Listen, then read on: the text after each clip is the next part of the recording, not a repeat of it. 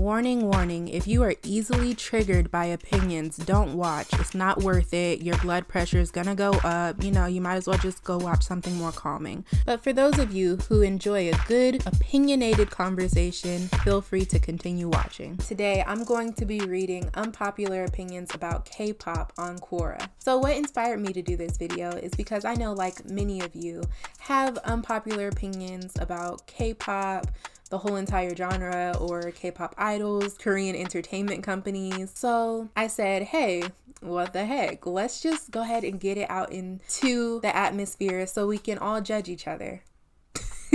So I picked Quora because for some reason I just keep getting their notifications, and I don't know when I signed up for Quora. I mean, I know most of you know what Reddit is, but I mean, I would have just went on Reddit, but I seem to get the most interesting questions when I'm looking through my email. So I was like, okay, obviously Quora is where people are very unfiltered. I thought Reddit was unfiltered, but Quora is like a whole nother thing. So I'm just gonna go ahead and start this video off by reading these people's unpopular opinions about K-pop. Okay, so the poster says, all right, these may or may not be unpopular, but here we go. So the first unpopular opinion that the original poster said, BTS, their songs did change, but I like it. So it says, I do agree that their style changed, but I'm not complaining. Some people are dead set on unstanding because of the newer music, and it baffles me. I mean, people just disregard their older music simply because they didn't like the idol or BWL. Like, seriously, dude? Also, people complain that groups like Twice never change their concept, but when BTS does, it's an issue. I like how BTS are trying different styles, and it adds to the versatility of their music. I think BWT was refreshing and sweet. I am one of the people who believes that BTS has changed their music. I believe that their sound is extremely different. Maybe not too extreme, but it's noticeably different. As a person who's been a fan of BTS since 2015, I do definitely hear a change in their music. Personally, my unpopular opinion is that, I can't believe I'm saying this. I mean, can I believe I'm saying this? It's not really a big deal. But I didn't like their last two albums as much. And I said this in the Dynamite reaction video on this channel. I'll go ahead and put something up here for you guys to click on if you would like to see that reaction. It's a hot mess. Anyway, I just wasn't feeling it at all. I kind of took a step back from listening to BTS because of it. And with Dynamite coming out and Black Swan, I came back. Still a proud army. I'm always going to be proud of them because they really went through a lot of obstacles, and they have surpassed. But anyway, yeah, I wasn't a big fan of their musical changes, but now I feel like I'm kind of getting into the groove of it now. All right, next thing this commenter said was, I hate how Jungkook gets shipped with literally every single idol. My God, can this dude get a break? I'll just be scrolling through YouTube and there's so many videos like Jungkook and this idol dating, or Jungkook reaction to this group. Is he dating one of them? It's literally insane. This isn't the first time I've heard this. It feels like it's not even just Jungkook either. I think everybody does this, and it's because, K-pop idols are selling a fantasy in which you believe that you'll end up with one of them, or you're now integrated into their lifestyle, so you want to know everything about them. It's a parasocial relationship. And just to go over quickly what a parasocial relationship is, basically it refers to a kind of psychological relationship experienced by an audience in their mediated encounters with performers in the mass media, particularly in television. So they typically view media personas as friends, family, knowing everything about them, because that's what gets you the money. BTS is what they did right. See, okay, now we're getting into the meat and bones of BTS and how they built their following and why ARMY is so strong. Because if you guys remember, they used to have, or I think they still do, I haven't tuned in, but their BTS Bangtan bombs, they used to always put that up on YouTube, and you know, you really felt close with the members. You got to really understand their personalities and how exactly each member interacted with each other.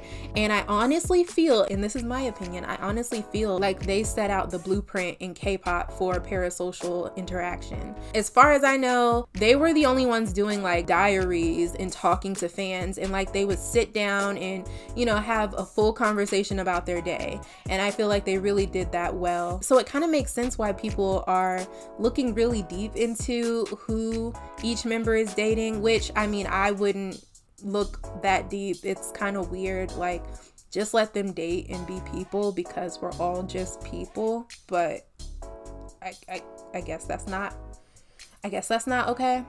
So I personally, as a K-pop fan, am not going onto Google looking up who is Jungkook dating and why are they dating. But it's not far-fetched to believe that that's really happening because of this parasocial interaction that we just learned about. This poster says, all right, here we go. These are my opinions and you are allowed to disagree with them, but be nice about it. BTS are overhyped, not overrated. I'm not an ARMY anymore. But I feel like some ARMYs exaggerate just how good the members really are. They have a good vocal line, but it's not the best in the industry. The members are good at dancing, but not overall. They aren't the best in the industry. They do, however, have one of the best rap lines in the industry. Now that is not an unpopular opinion. They do have the best rap line in all of the industry. Don't get me started, because you know, I could talk about this forever. Anyway, BTS, they're overhyped. Unpopular opinion.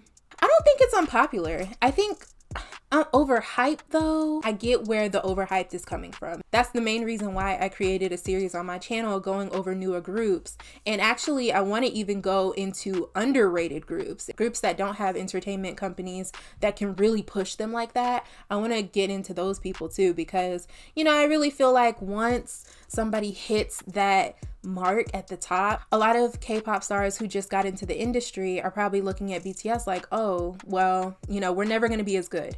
So, you know, I wanted to make a series on my channel where we go over all the new groups and all that. BTS being overhyped though, I think BTS is actually overhyped by the media, because it seems like no other media companies want to interview any other K-pop groups. Everything is BTS. I don't know if you guys heard when, I think it was Monsta X, they were asked about BTS. BTS got a Grammy nomination today. Oh, really? Oh, really? Oh, really? Today? Congratulations for them. Yeah. And it's like, that's disrespectful. I'm sorry. No, you're not going to do that today. They deserve all the accolades that they're getting. But yeah, no, definitely overhyped by media. So I'm going to move on from BTS and we're going to see if there's another unpopular opinion that's out there. Second unpopular opinion, Everglow has become Mia and Friends. I feel like Yuhua Entertainment is trying to give her the infamous Jennie Kim treatment, which isn't fair to Mia and is also extremely unfair to the other members of the group. The line distribution for some of their songs is just whack. However, we should blame the company for this, not Mia. Yeah, I mean, it's always the company's fault. I truly feel, maybe that's an unpopular opinion, but I feel like whoever the company is putting the most shine on, it's because they think that they're most profitable. And I think that sucks. Yeah, that just sucks. That sucks that has to be like that. But I don't think that's an unpopular opinion. Moving on, itzy isn't an all-visual group. Wow, okay. This may sound a bit mean, but I have to agree with this view. I'm not, however, supporting the hate that certain members receive because of this. Yuna is weak for a visual. Ooh. And I don't really see the hype around her looks. Yeji only stands out because of her cat-like eyes. Without them, I don't think she would be as pretty. It just hurts. It hurts really bad. I also don't understand why people say Leah should be visual. She looks pretty average to me. However, do remember that beauty is subjective. I mean, okay, I mean, girl. And I was like, excuse me? That's kind of what makes their face beautiful. Like, why would you take away the part that makes them look good and say they wouldn't be good looking without it. Like, I'm sorry, does that make sense to anybody? That's an opinion. Put down below, do y'all agree with her? Because I don't get it. Okay, next one.